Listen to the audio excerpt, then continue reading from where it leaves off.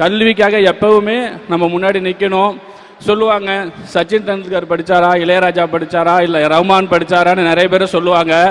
நம்பாதீங்க, அப்படி ஜெயித்தவங்க 100 பேர் தான். படித்ததுனால ஜெயித்தவங்க தான் இங்கே அவ்வளோ பேர் இருக்கும். நீங்கள் அதை ஃபாலோ பண்ணுங்க. எக்ஸப்ஷனல் எப்பயுமே எக்ஸாம்பிள் ஆகாது. இளையராஜா படித்தாரா, சச்சின் டெண்டுல்கர் படித்தாரா, ரஹ்மான் படித்தாரான்னு கேட்குறாங்க. அவங்களெல்லாம் அவங்க பேச்ச அவங்க நம்பிடாதீங்க. நான் என்ன சொல்கிறேன்னே நீங்கள் அதில் வாங்கலை.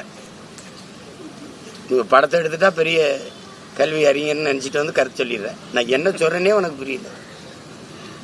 நீ அந்த மேடல் நின்று பேசுறதுக்கு யாரு? நீ ஒரு படத்தை இயக்கியிருக்க, இயக்குனர், அவ்வளோதான். அதுக்கு என்ன காரணம்? நீ படித்த கல்வியை என்ன எது காரணம்? தனித்திறன் ஆற்றலை வளர்த்துக்கிறணும். என்ன சொல்றேன்னு தெரியல, முழு பேச்சையும் கேட்கறது இல்லை. ஏதோ கேட்டு ஒரு காரணத்தை சொல்லி கைதட்டு வாங்கிடணும். சரி, முதலமைச்சரும் துணை முதலமைச்சரும் வாங்கின கல்வி தகுதி என்ன? ஐயா மோடியோட கல்வி தகுதி என்ன? போட்டுக்கிட்டாப்ல எம்ஏன்னு சொல்லுங்க.